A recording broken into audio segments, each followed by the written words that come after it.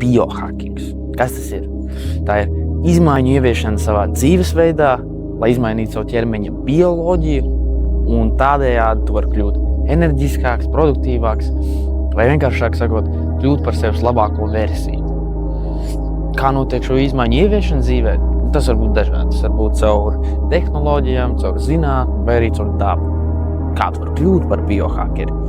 Visdrīzāk tu jau esi biohackeris. Runa nav par pašu terminu biohackings, bet drīzāk par sevis uzlabošanu. Jo vai tad katrs no mums nevēlas justies labāk, dzīvot ilgāk, slimot mazāk?